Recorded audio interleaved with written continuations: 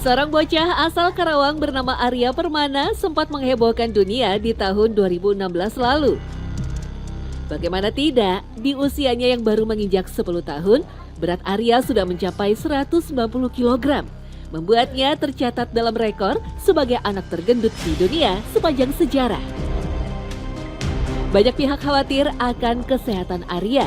Arya lalu jalani serangkaian proses pengobatan, mulai dari operasi pengecilan lambung hingga menjalani diet ekstra. Bertahun-tahun tak terdengar kabarnya, Arya muncul dengan bobot yang menyusut drastis, berkurang 100 kilo.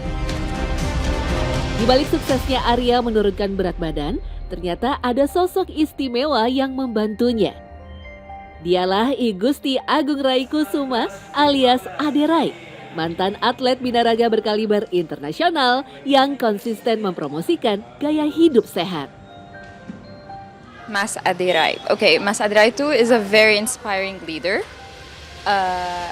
Dia tuh kayak suka kasih ilmu-ilmu, nggak pelit ilmu kalau tentang fitness or healthy lifestyle. He's definitely the icon of fitness. Kalau menurut saya ya, kalau kebanyakan orang-orang sih bilang kalau Mas Ade tuh mungkin besar, mungkin kuat, dan segala macam gitu ya. Kalau menurut saya sih, bagi saya Mas Ade tuh cerdas ya. Di usianya yang telah melebihi separuh abad, Ade Rai seakan tidak menua sama sekali. Ia tampak begitu prima dengan penampilannya yang menarik dan sehat. Padahal sebelum terjun ke dunia binaraga, seorang Ade Rai sudah berkecimpung di dunia bulu tangkis sejak usia 5 tahun hingga remaja. Ketika itu, posturnya terbilang unik di antara teman-temannya.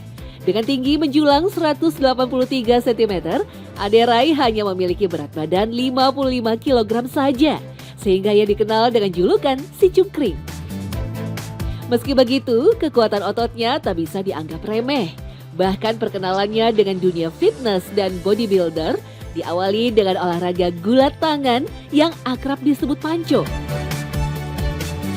Nah, olahraga panco itulah yang akhirnya menambah saya lagi untuk tergerak untuk mau latihan beban.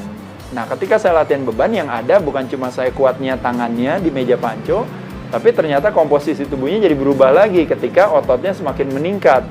Dan pada saat itulah akhirnya orang bilang kenapa nggak ikut binaraga gitu. Nah, makanya pada saat saya ikut binaraga, nah uniknya karena olahraganya dulu mungkin tidak terlalu banyak digeluti oleh orang, jangankan di Indonesia mungkin bahkan di dunia pada saat itu di tahun 80-an, akhirnya memberikan satu kemudahan bagi saya untuk ketika saya terjun di pertandingan tersebut, kok kayaknya malah jadi juara gitu.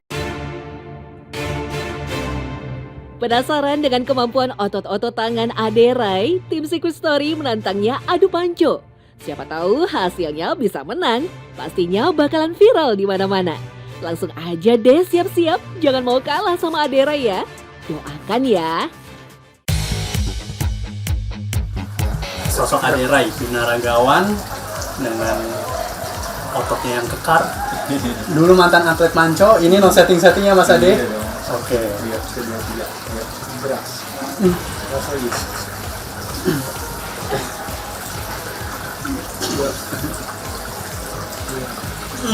Pakai badan, ambil naik. Gimana loh? Naik terus, naik badannya naik ke atas.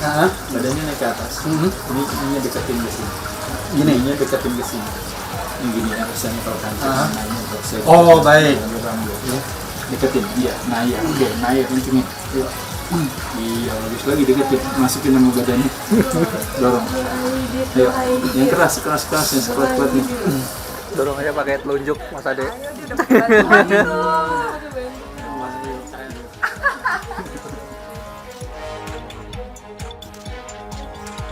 Jangankan mengalahkan Ade Rai, untuk menggerakkan tangan kekarnya saja, tim Secret Story nggak kuat. Jelas beda kelas. Bagaimanapun suatu kesempatan langka bisa adu panco dengan sang legenda binaraga dari Indonesia. Tak terbantahkan, sepanjang karirnya dalam dunia binaraga, lulusan FISIP UI ini memiliki prestasi yang mencorong. Semua level kejuaraan, mulai dari kompetisi skala nasional, regional hingga internasional, berhasil ia menangkan. Puncaknya di tahun 2000 lalu, ketika Aderai mampu menyabet juara umum dari 2 ajang binaraga paling bergengsi di dunia sekaligus, yaitu Super Body World Professional dan Muscle Mania Profesional. Tidak dipungkiri, olahraga ini juga sangat rentan dengan penyalahgunaan obat karena banyak orang ingin mau punya badan bagus dan sehat itu kadang-kadang juga dengan menggunakan anabolic steroids atau istilahnya payungnya itu yang dikenal yang namanya performance enhancement drugs ya. Jadi obat-obatan yang mengenhance, yang mengoptimalkan performa kita. Tapi saya beruntung pada saat itu saya selalu merasa bahwa kalau seandainya saya tergantung sama obat, saya bilang berarti nasib perasaan saya itu tergantung daripada ketersediaan obat itu. Meniti karir sebagai atlet sejak usia dini, Aderai mengakui jika ia banyak mengorbankan masa mudanya. Hal itu menjadi tantangan terberatnya karena tidak memiliki kehidupan seperti anak-anak sebayanya. Hidupnya dihabiskan dengan berlatih, membentuk setiap otot dalam tubuhnya. Namun Aderai tak menyesal, baginya itu adalah keputusan hidup yang tak akan pernah disesalinya. Ya kendalanya misalnya kayak contohnya saya setiap hari berarti kan harus spend waktu buat latihan kan. Berarti orang lain bisa makan apa aja, saya kan mesti mengatur makanan apa yang masuk ke mulut saya. Tapi kalau saya selalu beranggapan bagi diri saya adalah pilihan kata itu mempengaruhi rasa. Nah jadi saya nggak pernah menggunakan kata-kata masalah, susah gitu. Saya bilang aja ya udah itu tantangannya gitu. Mau gak hidup dengan konsekuensinya? Ya kan gitu. Jadi kan konsekuensinya kamu kan mau jadi juara gitu. Ya orang lain kan nggak jadi juara gitu. Kamu kan mau berkarir di olahraga, orang lain kan nggak berkarir di olahraga gitu.